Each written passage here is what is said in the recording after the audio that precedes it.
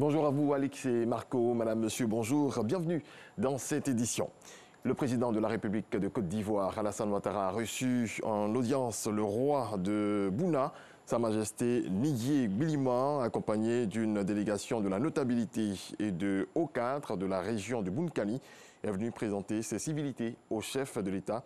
Notons que Sa Majesté Niguié Bilima est le 31e roi du Bounkani depuis le 28 octobre dernier, suite au décès du roi Diarra Coroni II.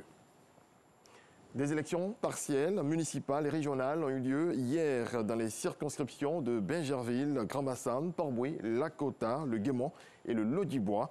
La chambre administrative de la Cour suprême y avait annulé le vote du 13 octobre à la suite de recours introduits par des candidats qui contestaient les résultats. Après la fermeture des bureaux de vote, l'heure est au dépouillement, mais également au bilan quant au déroulement du scrutin. À Grand-Bassam, des incidents ont été signalés dans certains bureaux de vote. Sidonie Davila nous en parle. Grand-Bassam, dans le sud Comoé, 42 051 électeurs répartis dans 104 bureaux de vote. Avant l'ouverture officielle des bureaux, les agents de la CEI procèdent à la vérification et à la mise en place du matériel technique. La plupart des bureaux ont effectivement ouvert à 8 heures. Au premier jour de ces votes-là, tout le monde est un peu content. C'est qu'on est tous contents de reprendre dans la paix. J'ai une cérémonie de mariage, donc je voulais en finir vite parce que je me suis dit qu'il y aura affluence. L'affluence sera plus forte à partir de 11 heures. Bon nombre d'électeurs ont choisi d'aller prier avant de venir voter. J'ai choisi de faire la messe pour que Dieu étende sa main sur les candidats.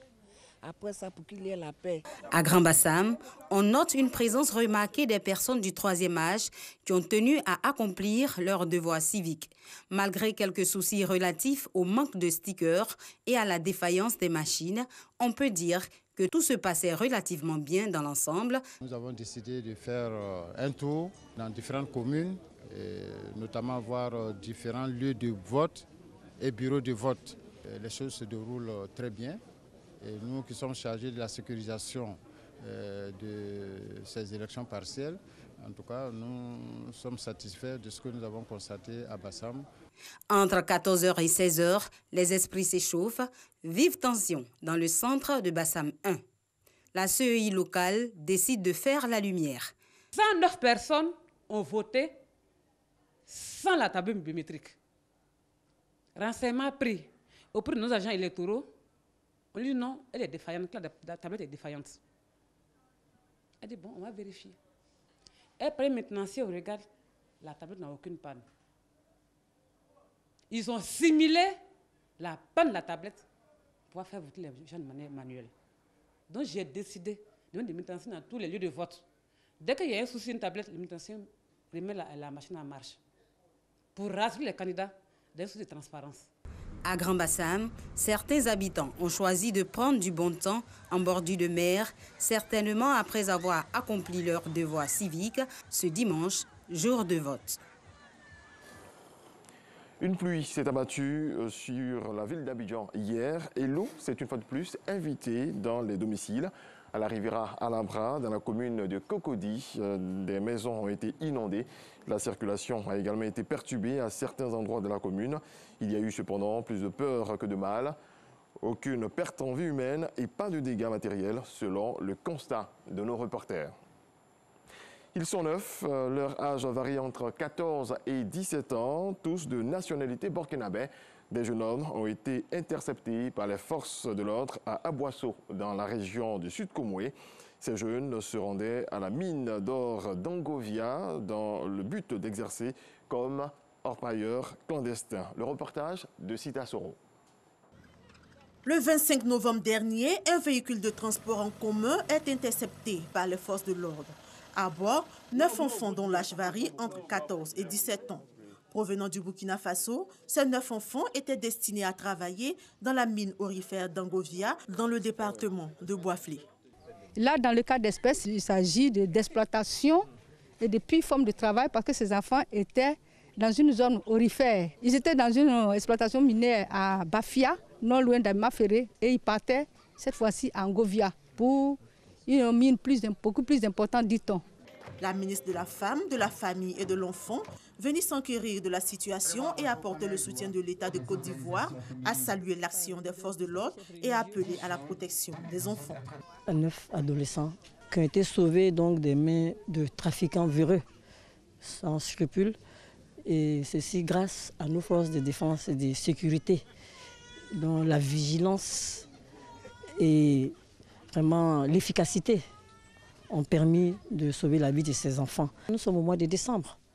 Les enfants, le mois de décembre, c'est le loisir, c'est leur droit.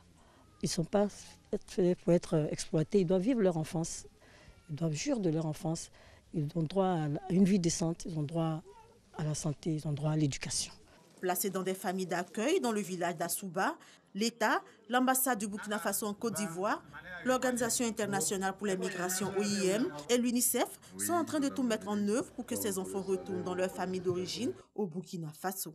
Ils viennent de la province de Ganzourou. On a identifié dans les discussions informelles déjà 3 familles, mais comme j'ai dit, nous allons nous entretenir avec les enfants pour savoir exactement d'où ils viennent. C'est-à-dire qu'on va localiser avec précision les familles et enclencher le processus de rapatriement.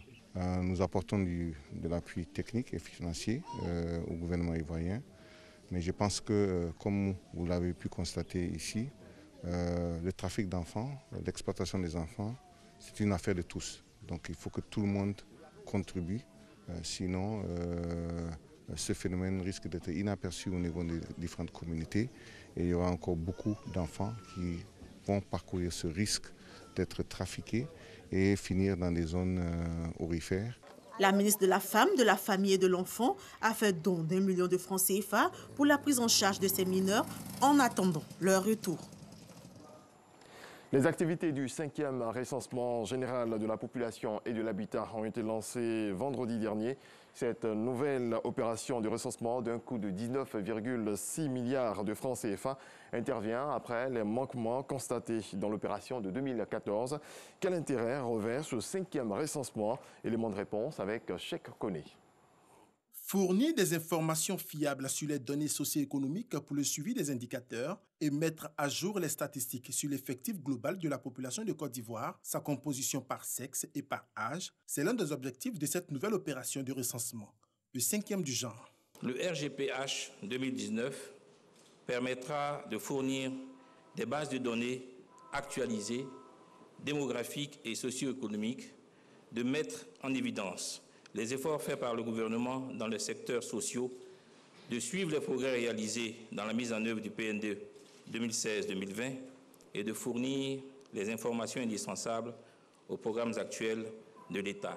Pour ce 5e recensement, 40 000 enquêteurs ont été mobilisés et vont sillonner dès janvier 2019 tout le territoire national. Le ministre Sansan Kambilé, représentant le chef du gouvernement, a lancé cet appel pour la réussite de l'opération. Ce projet nécessite l'implication de tous et chacun doit se sentir concerné et se rendre disponible.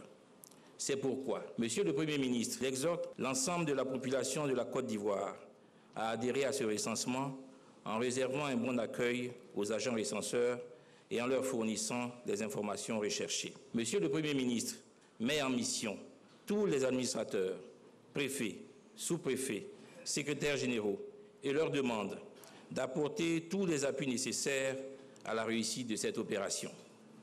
Il invite tous les élus locaux, les chefs religieux, les chefs coutumiers et les leaders communautaires à apporter leur soutien au RGPH 2019 et leur demande de sensibiliser les populations à cette importante opération.